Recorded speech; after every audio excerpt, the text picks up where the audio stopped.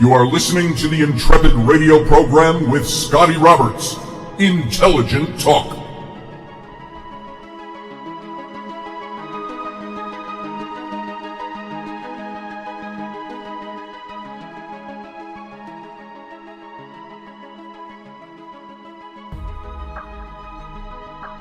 Happy Tuesday evening, folks. This is Scotty Roberts. You're listening to the Intrepid radio program right here on the Odyssey Radio Network. That's ODYSY1.com for those of you who are not already there and not already tuned in. This show broadcasts through Odyssey and several different internet outlets as well as terrestrial stations that they are affiliated with, and you can hear this show every night, like you are right now, from 9 p.m. Central Standard Time and 10 p.m. Eastern Time and 7 p.m. Left Coast Time. You can also catch this show in its rebroadcast, in its simulcast over on my YouTube channel in video, and that is youtube.com/Mr. Scotty Roberts. And you can join the Intrepid family over there. Add your bits and pieces, your insight, intelligence, and wisdom and wit over in the YouTube channel's chat room. All right. Boy, that was hard for me to get out this morning. I don't know why. But thanks for being here. You know, I've been doing this series for a long time, and it's gone beyond a series. It's become kind of the general types of topics I've been talking about for the predominant amount of shows that I do on the Odyssey Radio Network. And I was going to continue on with what we left off with yesterday, which was talking about the church, the imitation church, talking about all the early church fathers and all the stuff going on in the early church. But there's a topic that's kind of come to mind for me. We were going to continue on with no orthodoxy today in the church, but I want to shift gears dramatically to something completely different. Now, some of you might not find affinity with what we're going to talk about today, and many of you might and will, and that is a topic that revolves around parenting and spanking and discipline versus violence and all of those kinds of things that it's been labeled. And there's a lot of, before I get started in that, let me just say, some of you aren't parents. You're either too young to have kids, or you don't have any kids, or your kids are maybe grown and out of the house. I'm speaking with this more to parents who have small children into teenager years.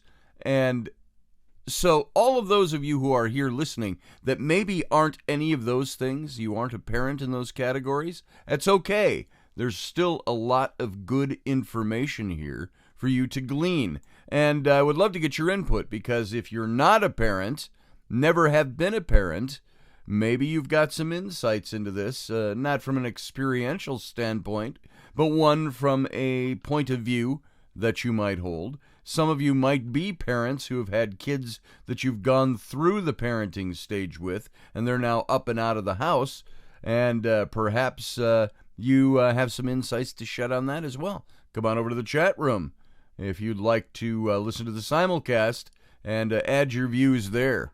Now, the reason I bring this up is for this reason, and hopefully I don't offend anybody out there, and if I do, that's just too bad, because offense, let me just say this again, I've said it before, you can only be offended by that which you allow to offend you. That's why you can't really offend me very well, because offense would be something I would choose to take on myself. If somebody's trying to offend me. So, offendophobia, we used to call it. Hashtag offendophobia. Because there is a fear in some people of being offended, when offense is nothing other than what you allow in through whatever defenses you might have up, whatever common sense you might have up. Somebody wants to call me a Nazi. Does that offend me? No. You know why? Because I know better. And so I don't allow things like that to offend me or shock me. So there's very little that can shock me these days or offend me on that level. Offense is a choice. So let me say, maybe some of you will be offended by this, but I spank my kids. And I've spanked my kids for a long time. Keep in mind, I have a set of 3 children from my previous marriage who are, the 3 of them are adults and they're out of the house. They are my 28-year-old twin daughters and my almost 19-year-old son. He'll be 19 tomorrow, as a matter of fact. And they're up and out of the house. I disciplined them.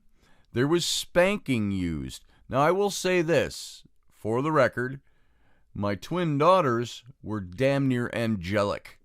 And very rarely, I think they got 1 spanking that I remember, so they may have had 2 somewhere along the way. And by spanking, we're going to define spanking as we go on here and tell you what it means and what it is. And I'm also going to give you the pros and the cons on it. Now, my son, my older son, he got spanked all the time.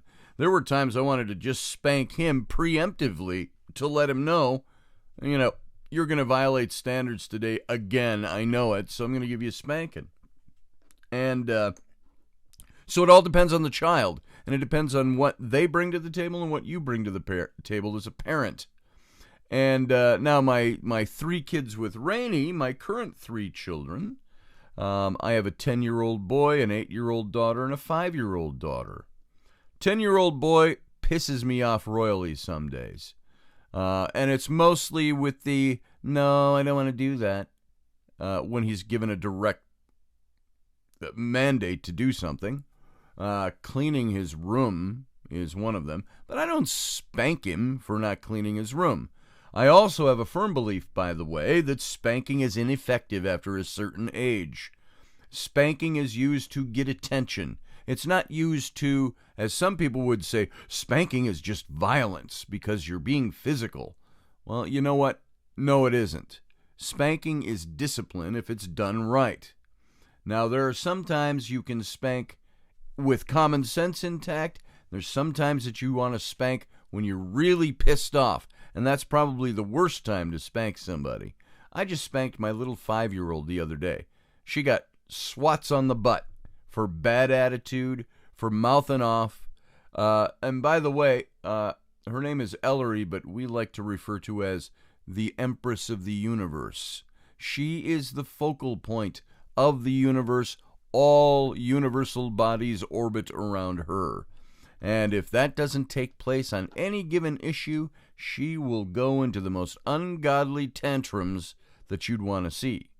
Many times those are quelled by saying, hey, knock it off, check your attitude.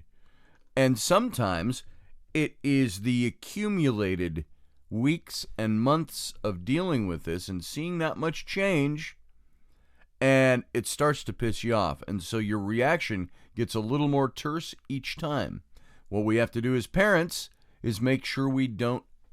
There was a thing called shutting down the spirit of a kid. You want that kid's spirit to be open. And the things that you say to them, the things you do to them, the way you discipline, you want to keep that spirit open, not shut it down. They'll make a fist at you, figuratively speaking. Sometimes they'll shake their fist in the air. I will not submit. And so, and this is a thing to realize too, that parenting children is a dictatorship. It is not a democracy. Now, there are times my children, even my small children, can give their voice to me, give their opinion. I'll let them give their opinion. And even my 5-year-old daughter, I said, what do you think about what you just did? Tell me why Daddy shouldn't put you in a timeout, or why you shouldn't get a swat on the butt. You tell me why, and I'll consider it. Now, that doesn't happen every time, because it's not a democracy here. It's a dictatorship. When you're raising children, you are raising them to be what they need to be in society, to contribute well to society, to be good to their neighbors and their friends, and to be all-around good people. And sometimes you have to incorporate methods when they are being any range from naughty to outright little pieces of doo-doo. There are times I will say to my children, I've said to them, I said, look, knock it off. You are being a turd, and I want it to stop now, or there will be graver consequences. So I've rabbit trailed a bit in there, but you get where I'm going. I want to look at a couple of things here that I called up some stuff, and there's some thoughts here I want to share with you about how to there's international issues of maltreatment, child maltreatment. Now, I don't think spanking fits into this, but there is psychological abuse that goes on in kids. And I want you to hear some of these figures. Cultural factors influence the use of parental discipline techniques and the frequency with which discipline includes psychological or emotional harms or threats. Sometimes I think a swat on the butt is a hell of a lot less intense than the psychological abuse that some kids go through. So psychological abuse itself, it's kind of difficult to define because it's not a tangible. It's a thing that happens and it affects on an emotional level. And since the consequences are likely to be very different by context and by the age of the child, it's hard to peg it down. And there are surveys about child discipline that demonstrate that yelling or screaming at a child is common. Now, over 80% of parents yell or scream at their children. And this is across many countries. This is an international thing. Let me ask you, you ever yelled at your kid? Have you ever screamed at your kid? Yelling can just be volume. Screaming involves a lot more emotion. Have you ever done either of those? I've done both. I've yelled at my kids and I raise my voice. I'll be sitting in my office and I hear them squabbling and I hear their moms say, "Stop it, everybody." And finally I'll speak. I'm going to go, "Hey," out there. I yell at my kids, "Stop. Leave your mom alone. Listen to your mom. Do what your mom tells you to do." Sometimes I scream at my children. "Are you mentally deficient?" I asked my son the other day.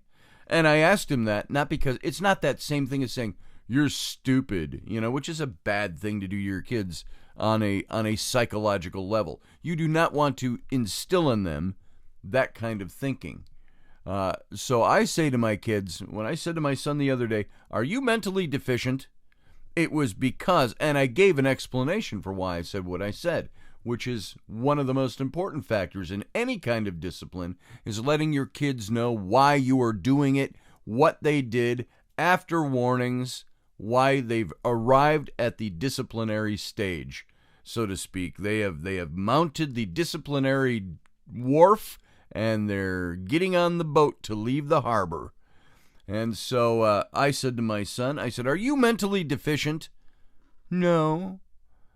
And I said, "Do you know why I say that?" I said, "Because I have told you the same thing every day of your life for the last 3 years. And it could be something of the sort like, do not hit your sisters. You're 10 years old. She's a couple years younger. The little one's 5. You're twice her age. Don't hit your sisters." "Well, she hit me first." I said, "Then walk away." And we've dealt with all that. But when my son goes out of his way, and I've seen him do it, he'll walk through the room, and his sisters are doing nothing but maybe doing their gymnastics or dancing and singing to some Disney song. He doesn't like it because it's interrupting his iPad time. He might walk by and he'll push his sister, and I'll catch it, and I'll go, "Hey, get over here." And I have a talk with him. And, words only go so far. You can't cut off your children's limbs, so how much do you do? And so sometimes the discipline looks like, we're going to take away all your stuff. You keep doing that, and you know what? I'm going to have you go up and get all your prized Lego sets, bring them down in 2 paper bags, and I will either decide to throw them out, and this comes with warning, by the way. How do you discipline a kid who keeps doing the same thing over and over again? So, all that off of the 80% of parents yell or scream at their kids. I mean, it's a daily thing around here. It's like, I think for some reason I was given some kind of special grace by God to have my twin daughters. Well, when they were younger at least, because they were fairly angelic. They had each other. They didn't do wrong things. They went out of their way to do nice things. They befriended people at school. They were the nice kids. It wasn't until they got in their later teen years and boys started becoming involved, and makeup and, wearing something that's very revealing and coming to my desk in the morning saying, "Is it okay to wear this to school today?" And I would look and go, "Oh, God, no.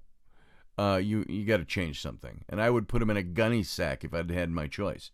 But so I had good kids. That's how I started life as a parent, with two very good kids. And then 9 years later, my son came along. And his attitude as he got a little older, 4, 5, 6, was, "Good morning, Father. How may I thwart your plans today with my evil intentions to overthrow the world, starting with you?" Now, my son loved me, and we had a great relationship, but he was menacing sometimes, and he had to be dealt with that way. So, all that to say, I'm on the point. 80% of parents yell at their kids or scream at their kids. Now, cursing children and calling them names is also common. Now, with 15% being the lowest rate reported by parents in a single country among a recent multinational study. And so 15% of kids, parents, call their kids names. And that would be like on the benign side, "Hey, stupid." When you're meaning that and it's deliberate and it's nasty, that I think can start to rank with the emotional abuse problem. Now, I call my kids turds sometimes. "Don't be a turd." "Hey, you guys, are you pigs or what? Pick up this mess." It's the same thing every day. And, sometimes laced with an expletive or two. And because one of the things we've tried to instill in our kids is if you don't make a mess, you don't have to clean a mess up. And so I'm like, "Hey, as you do this, pick it up. When you're done with it, put it away. I don't want to see a whole day or 2 days worth of mess piled up. Why do you think you have to go clean your room? Because you've let your room go for days." And that's not usually when these kinds of things happen. I don't spank for that, and I don't. All right, let's move on from that. You get what I mean. So the rates for threats of abandonment and locking a child out of the home were wildly divergent among a lot of countries. But parents do those things. Now, when do you lock your child out of the home? Is there ever something that looks bad on its surface that is something that is actually in the practical moment of that particular form of discipline very useful and very appropriate? I haven't experienced that with any of my kids. I think maybe with my son Sam, the older son, it's like, "Hey, if you're going to be that way, go outside." Now, is that locking them out of the house? No. I have put him out in the yard, though. We're not talking about a toddler or a grade school. We're talking about usually a teenager, an angsty, hormonally ridden, pubescent teenager who thinks that he knows everything and wants to rule your house. There are times I think I've said, "You can go outside. You can go rule the patio or the backyard." And so understanding and developing prevention strategies and interventions for psychological or emotional abuse remain a major international challenge. And the same threat might be much more traumatic to children, let's say, in a country where that threat is unusual, and it would be if the child frequently hears such threats from parents or friends. Now, that is a psychological abuse, is when the yelling, the screaming, the name-calling becomes personal. If I'm in a bar room and there's a fight that's ensuing, I might look at somebody and call him a nasty name. That's not discipline. That's totally different. That's more in that violence category. What do you do with your kids and how do you talk to them? And I'm looking at, there's psychological disorders in kids that are out there. There's socialization in adolescence. This is a big thing for parental discipline. There was a brief history of research on adolescent socialization, and in the early studies in adolescence concentrated on the influence of parents. Parents influence even the kids that think they don't want to, that appear like they don't want to listen to what you have to say. You're still influencing that child. So building on the prior work of scholars who'd study socialization during early and middle childhood, students of adolescent socialization examined different forms of parental discipline and their impact on the adolescent's character development. Now, do you realize that everything you do as a parent when you discipline your kids, it's not meant to be because I'm pissed off at you, although sometimes that counts. It's meant to develop character in your kids. I used to hate that. How is spanking me building my character? I don't get it. That's the way a kid will react. But let's cut to the quick for a second before I continue on in this. When you're spanking a child, sometimes it's to get their attention. Sometimes it's to inflict pain. A certain amount, a certain level of pain in order to get their attention, keep it, and let them know that there are consequences for your actions. Now, pain only works so far. I couldn't take my 10-year-old son now and spank him, either with my hand, a wooden spoon, a switch I have him cut off the tree, whatever it might be. Spanking doesn't work after a while. I know it didn't on me. My mom would spank me when I got a little older, and I was just like, you know how we are when we're kids. We're kind of like, that didn't hurt. That never helped either. It just led to other forms of discipline. So, spanking doesn't kill your kid. It doesn't inflict violence on your kid. Now, you can use your heads and figure out there's a difference between a swat on the butt for discipline and violence meant to do harm to a child. Those are completely different things. And so, I got to check my time. I've got about a minute or so left in this segment, believe it or not. The dramatic increase in the relative size of adolescent population during the 60s, now we're talking back when I was a kid, I was in my preteens in the 60s, however, as well as growing concerns about the segregation of adolescents from adults, created by the growth of secondary and post-secondary education, fueled scholarly interest in the study of adolescent peer groups and the potential influence of adolescents on each other. In the publication of James Coleman's book, The Adolescent Society, which is a almost 60-year-old book now, popularized the notion that young people were growing up in a separate world in which they were exposed to attitudes and values not shared by adults.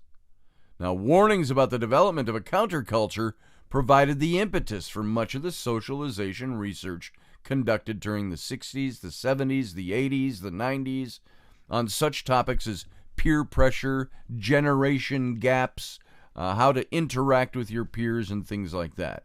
And the spread of popular culture during the latter part of the 20th century broadened the study of adolescent socialization further, as society began to question the impact of such forces as television, popular music, movies, video games, as we got into the 21st century. The mass media were seen as responsible for a variety of social ills affecting adolescents, such as sexual promiscuity, drug use, violence. And as was the case in the earlier studies of the peer group, the mass media were cast as evil influences on adolescent behavior, attitudes, and values. And parents were portrayed as always, constantly, perpetually struggling to overcome this insidious force. Now let's pick this up when we come back. 2 minutes, hang on, we'll be right back.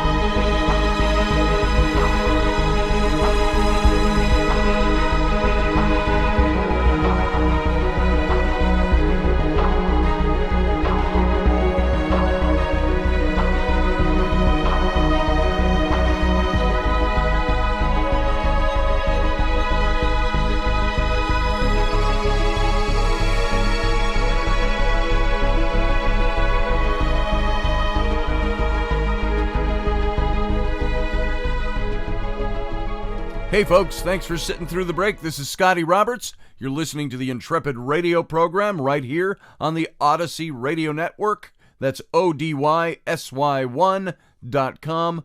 And you can come and watch it in the simulcast on my YouTube channel in video at youtube.com/Mr. Scotty Roberts. Join the chat room there live during the show, and the other Intrepheads are all in there sharing their information, talking about other wacky stuff way off in left field. But if you want to add to the conversation, come on over to the chat room. All right, folks, we're talking about not the topic I was going to talk about tonight, which was going to be orthodoxy in the early church and how orthodoxy changed things and how it set the course for the early church. We're picking up on this long, drawn-out topics and series that we've been working on for some weeks now. So I'm abandoning that tonight. I thought I might get to it, but I probably won't. And because I wanted to hit a topic, and it's just because I know I've seen things in my own family, things that happened just last night, things that happened this morning before I drove my kids to school. There's this constant niggling, bickering between, call it sibling rivalry, call it, I don't know, sibling disdain. I don't know what it is. I keep telling my oldest son, Flynn, my oldest son at home, 10 years old, I keep telling him, son, you are supposed to be the hero to your little sisters, not the bully. You need to stop bullying your little sisters. When you're bigger than they are, stronger than they are, and he wonders sometimes why his sisters gang up on him and they're laughing through the whole thing, but they'll sit on his head, and he starts screaming because he can't get up. Dad, help me, Mom, help me. He's fostered that environment. Now, it's not violence. Those kids aren't violent with each other, but they hit, they bicker, they argue, they throw things, they call names. I call them every time I hear it. I call it on them. It doesn't always help when your kid says, "Hey, retard," to his sister. I go, "Hey, dumbass." Don't say that. Now, we don't always do that. That's an extreme case.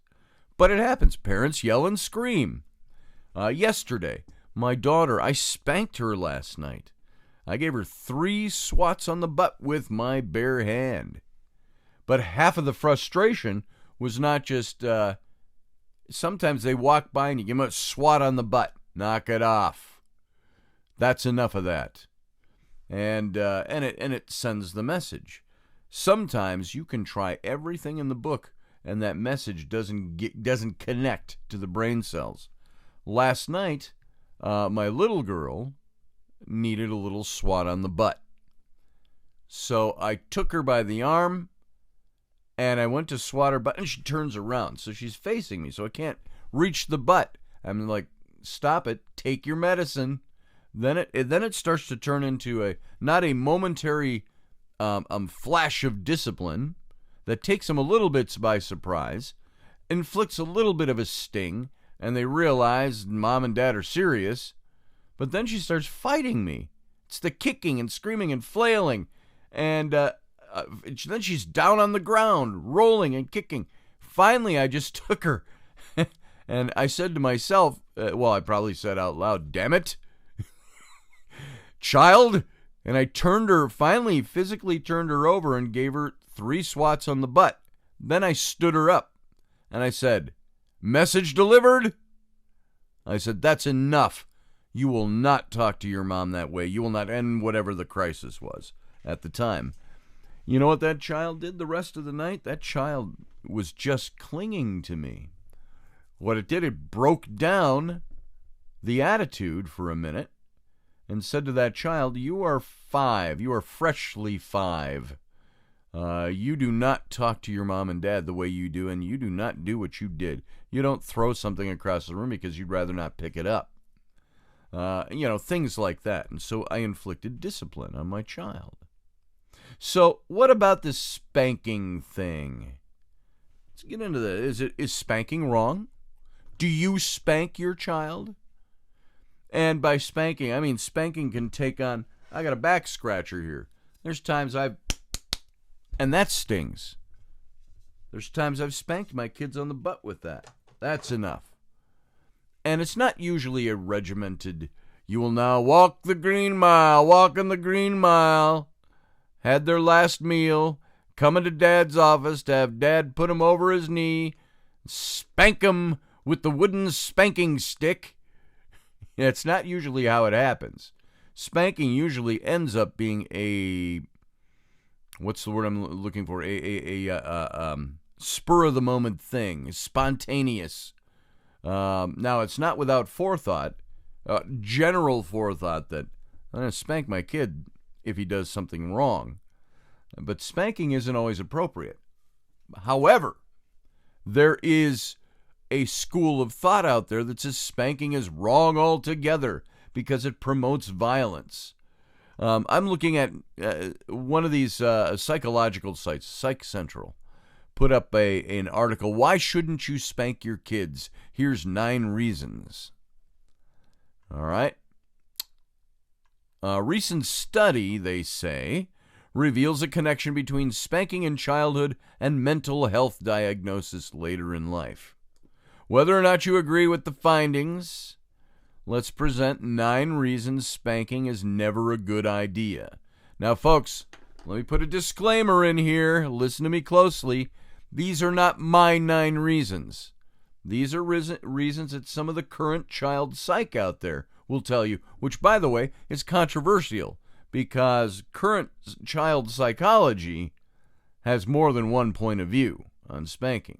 Here's some of the negatives they bring up. 1, spanking shows that stronger is right. When you use physical punishments to show a child that he or she did something wrong, you're sending the unintended message that whomever is bigger and stronger decides what's right and what's wrong. Does this mean your child can determine what's right when he or she becomes stronger than you? Could this contribute to why elder abuse is so prevalent?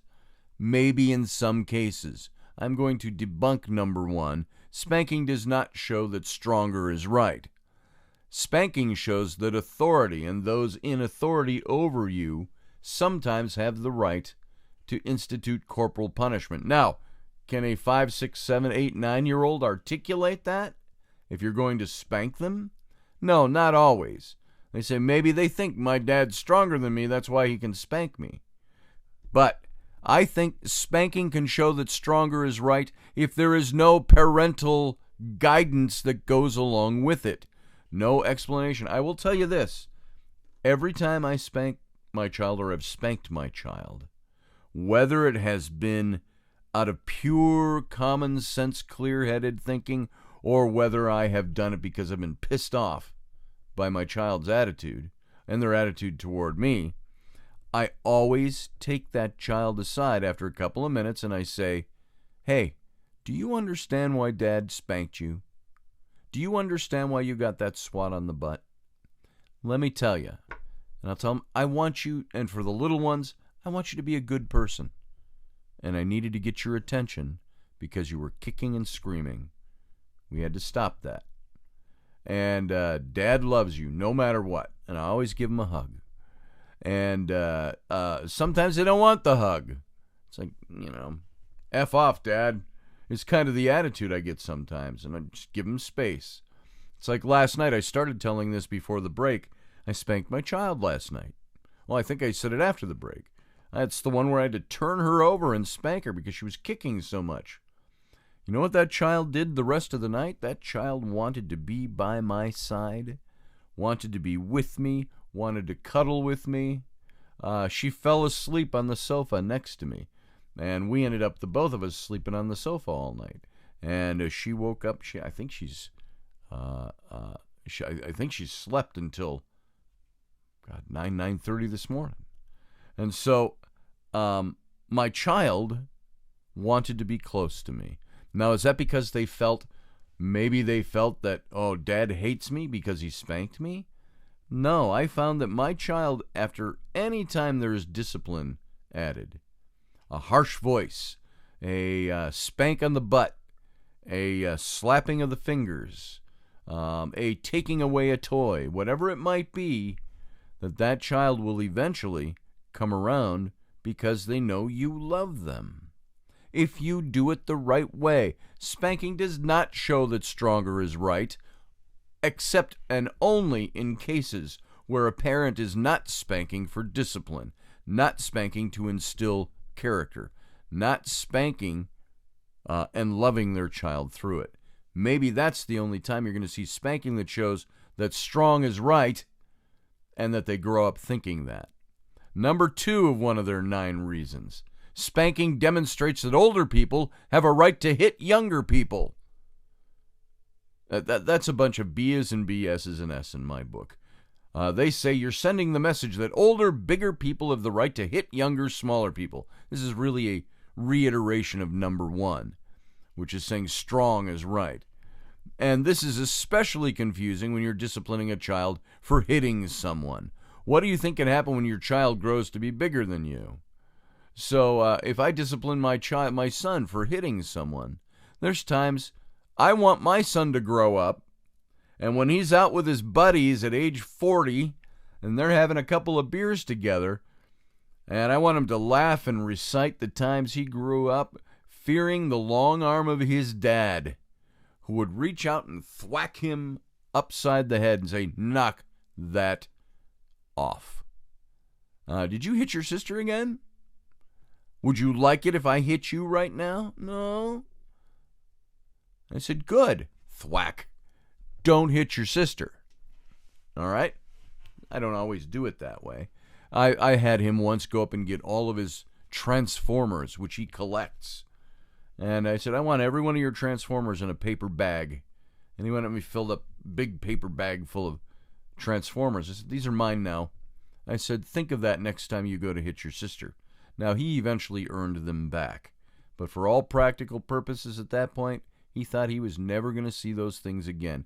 That was worse than a swat on the butt for a 9. He was 9 at the time, for a 9-year-old.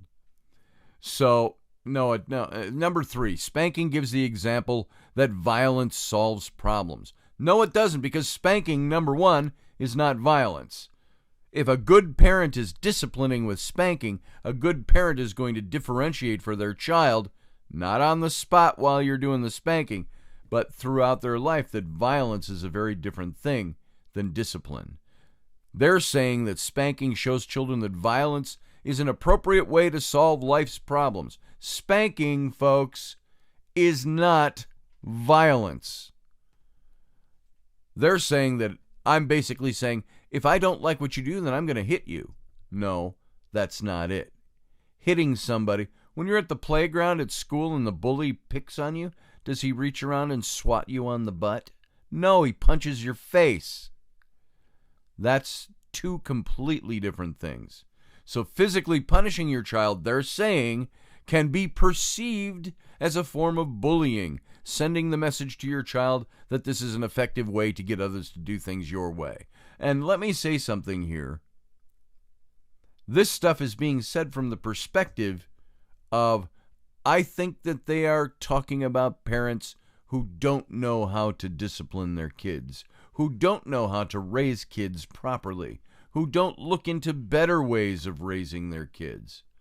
They're talking to parents who abuse their kids, not parents who just spank their kids and discipline them and try to teach them something in the process.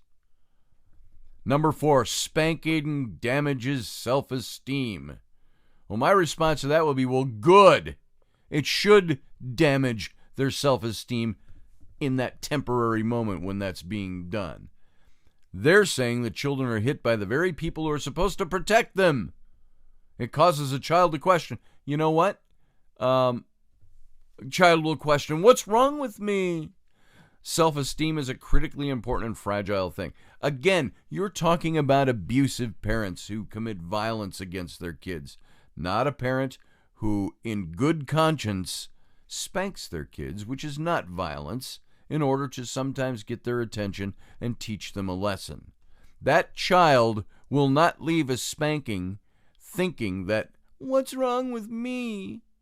Oh, my self-esteem is damaged. No, that child will generally, if the parenting is being done right, the discipline is being administered correctly, that child is going to leave that going, Yeah, I did something wrong and I got consequences for it. And it instills character. It instills in them at a certain point. And spanking, like I said before, spanking isn't the panacea for every problem.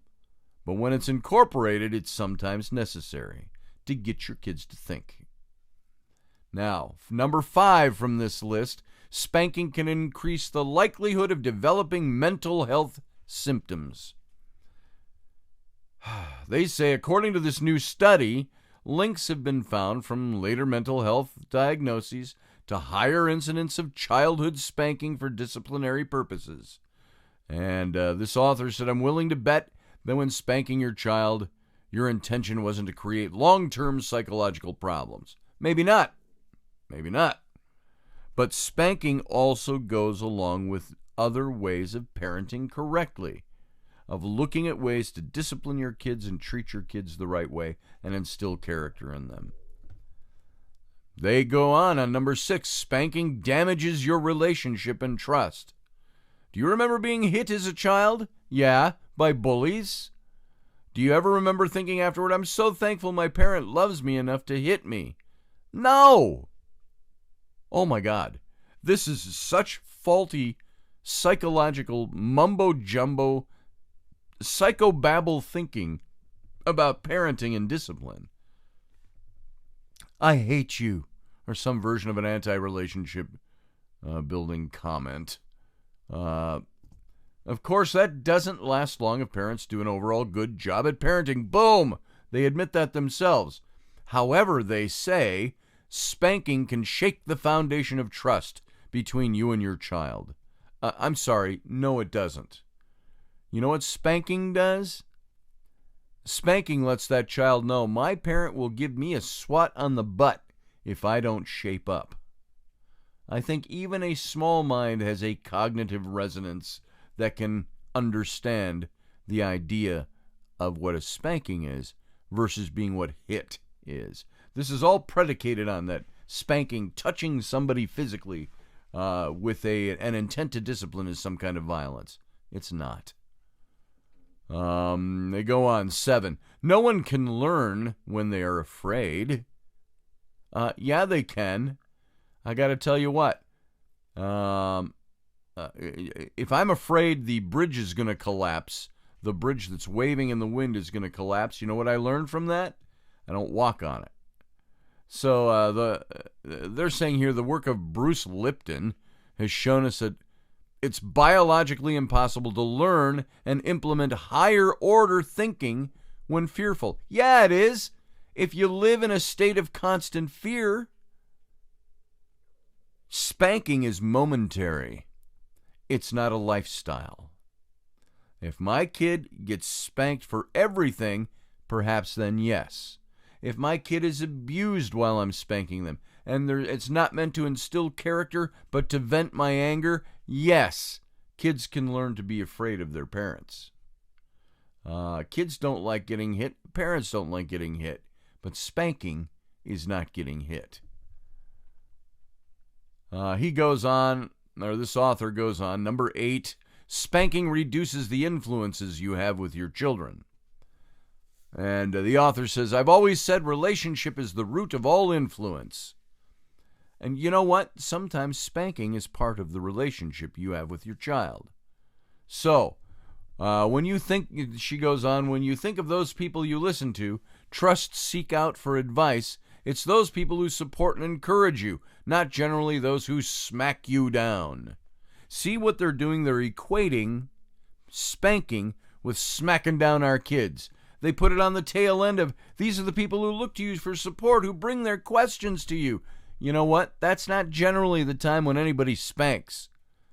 If my kid comes to me and says, is it okay to key the neighbor's car? I'm not going to spank him outright. I'm going to say, no, son, that is not a good idea. You know why? Because it damages their property. It's not yours. One of the rules of our house, if it's not yours, don't touch it. Unless otherwise told you need to pick something up or whatever. And so I would tell my kid, is keying a car? It's not yours. Don't touch it. Secondly, you're inflicting damage to that car. you're costing that person money, which in turn will cost your mom and dad a lot of money, which in turn will be the loss of every single toy in your room, and you get to sleep on a mat and eat toast and water for the next week, because that's all I'll be able to afford to fix his car. Little tongue-in-cheek there. So no, spanking does not reduce the influence you have with your children. And they keep saying hitting him. They're equating spanking with hitting him. He says, do you want to have influence with your child? Then you might want to stop hitting him or her, even if it's for their own good. You know, that's like the stupid old Andrew Dice Clay joke. How did that go? This is an example of hitting and violence. Something about, what do you call a woman with a black eye? A woman who didn't listen. That was an Andrew Dice Clay joke. That's comedy made out of abuse. This is not what we're talking about. That's hitting. I don't give my child a black eye. I don't throw my child into the wall or break a chair over them. I don't leave fingerprints around my children's arms because I'm shaking them. I swat my kid on the butt. Sometimes it leaves a nice little red handprint for a few minutes. And so that is not the same thing, and you will not lose influence with your children over that. The last one they bring up is spanking teaches children to lie, to avoid detection, or to avoid you. You know what? My children lied to me before they ever got a spanking. Hey, did you put the ice cream in the CD player? No. They just knew they were going to get in trouble for it. Not because they were going to spanking for it. And they might not even get a spanking for that. They're going to get a big lecture. They're going to get something taken away. They're going to be made. When my kids make a stupid mess, guess what? My kids get to clean up a stupid mess. My little center of the universe, the empress of the universe, my 5-year-old girl, I told her, hey, do not leave your dish of ice cream sitting there uneaten. Go put it on the sink. Doesn't belong in the living room, sitting there for the last 2 hours. She didn't want to go take it to the sink. And I said, hey, get up off your butt, pick up your bowl, walk it to the sink. You know what she did? She grabbed the bowl, looked at me, and threw it across the room. You know how pissed off I got at that? The consequence was, she got a little yelled up. She got a swat on the butt for that. But you know what else? She had to go clean up her own mess, which was the worst thing that could ever have happened to her. So they try to make this equivalency in this 9 points. There was a time in history when we would cure headaches by drilling holes in people's heads to let the evil spirits out. You hear how nonsensical this is when it comes to proper discipline and parental spanking?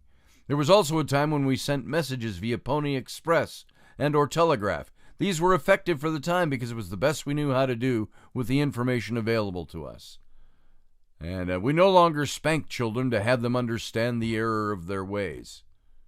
Yeah, we do sometimes. And sometimes it's not to understand the error of their ways. It's to suffer the consequences of doing something really bad.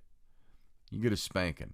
And if it's super bad, it's not usually a spanking. It's usually other consequences. You lose your stuff.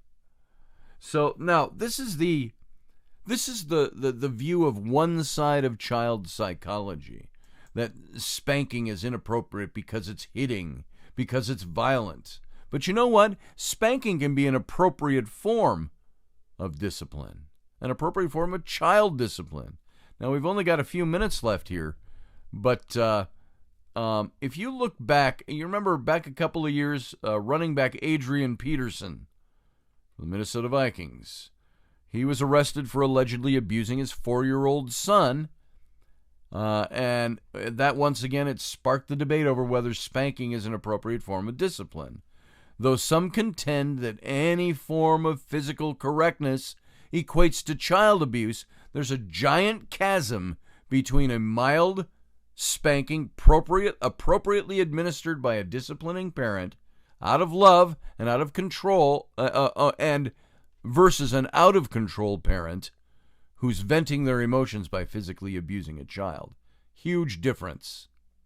Parents have been entrusted with an incredible privilege and responsibility of shaping their children's behavior in a positive direction.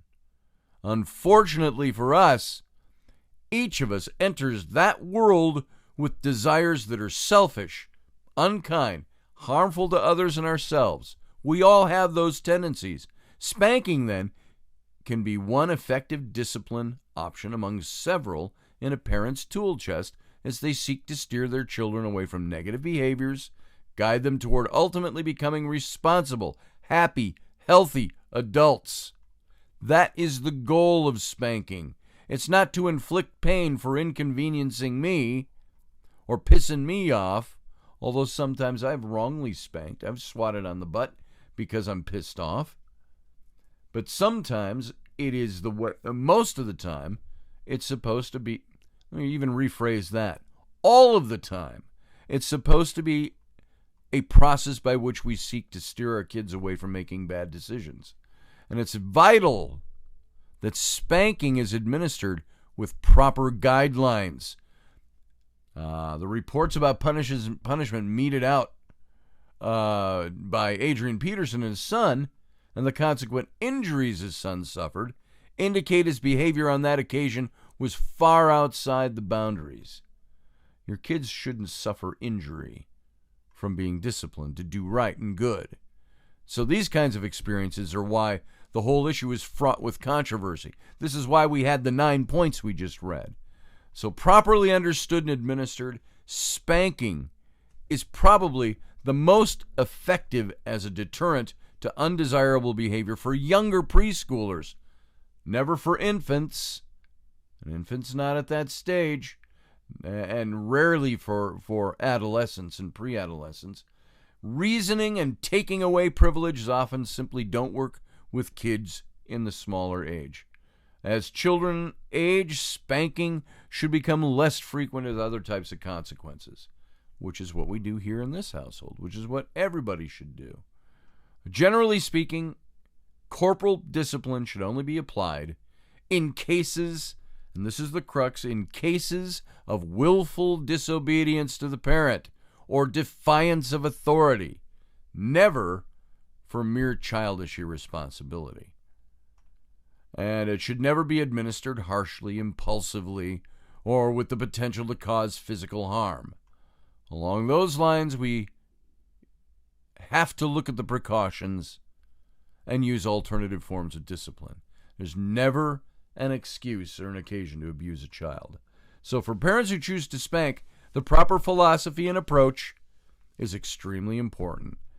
You have to look to correction, discipline, and building that child's character. So, we're out of time.